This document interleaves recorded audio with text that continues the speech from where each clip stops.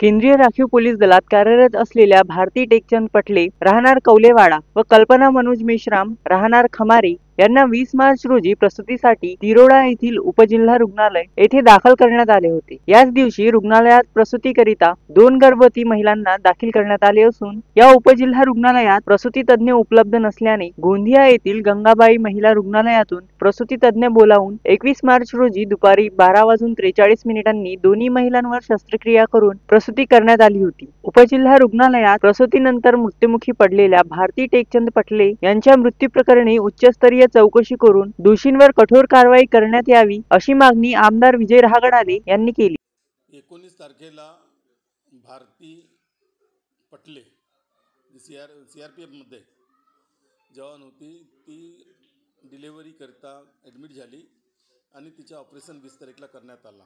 20ला operation झालं आणि 21 तारखेला 4 वाजतापर्यंत तिची प्रकृती चांगली होती। 4 वाजतानंतर प्रकृती बिघडली आणि तिला तत्काळ त्यांच्या नातेवाईकाने खाजगी रुग्णालयामध्ये ॲडमिट केलं।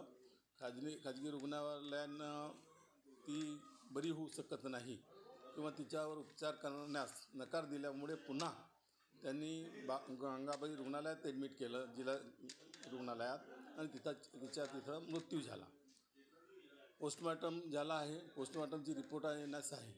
मी त्याच दिवशी त्याच्या परिवाराला भेट दिली, त्यांच्याकडून माहिती घेतली, तर दुसऱ्या दिवशी मला कळलं की एक आणखी पेशंट जिचं नाव कल्पना मनोज मेश्राम जी खमारीची आहे, त्याच दिवशी ह्या महिलेच्या ज्या दिवशी ऑपरेशन झाला होता त्याच दिवशी तिच्यासुद्धा ऑपरेशन होऊन बाळंतपण झाला होता आणि तिची प्रकृतीसुद्धा खालावली आणि त्यामुळे त्याला गोंदियाला BGW हॉस्पिटलमध्ये ॲडमिट करण्यात आलं।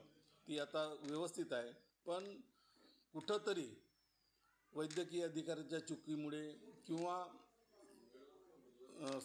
शस्त्रक्रिया करताना जी चूक झाली त्यामुळे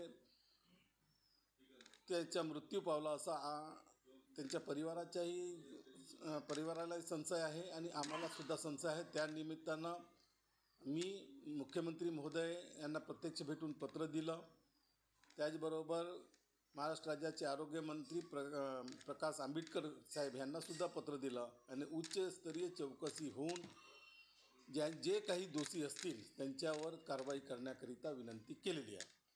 या संदर्भात मुख्यमंत्री देवेंद्र फडणवीस व आरोग्यमंत्री आंबेडकर यांच्याकडे पत्र पाठवण्यात आले, तर मृताच्या कुटुंबियांनी सुद्धा दोषी डॉक्टरवर कारवाई करण्याची मागणी लावून धरली। जोपर्यंत कारवाई केली जाणार नाही तोपर्यंत शांत बसणार नाही असा इशारा पटले कुटुंबियांनी दिला आहे।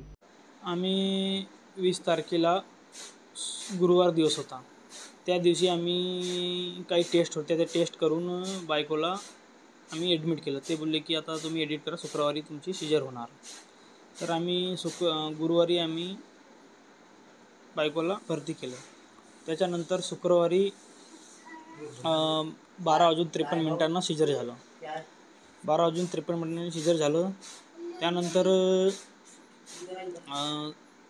सीजर झालं 21 तारखेला। 20ला आम्ही भरती केलं, 21ला सीजर झालं। मग 22ला 12पर्यंत तब्येत बरी होती, 12-1पर्यंत तब्येत बरी होती। मग मी घरी आलो, अचानक मला फोन आला की म्हणे थोडं गर्दन वगैरे दर्द म्हणजे दुखत आहे म्हणे। तर मग मी गेलं, तर त्यानंतर पेशंट जो गेल्यानंतर मी घरून तिरोड्याला गेलं। त्यानंतर सलाईन ऑलरेडी अगोदरच खतम झालेली होती, तर मी OPDमध्ये परत गेलं। मला मॅडम म्हटलं सलाईन खतम झाली, संपलेली आहे म्हटलं। तर ते काही आले नाही। मग परत मी थोडं पेशंटसाठी नारळ पाणी घ्यायला गेलो, परत बोलायला लागलं त्यांना, म्हणलं मॅडम पेशंटची हालत थोडीशी जास्त होत आहे, तुम्ही सलाईन बघून घ्या।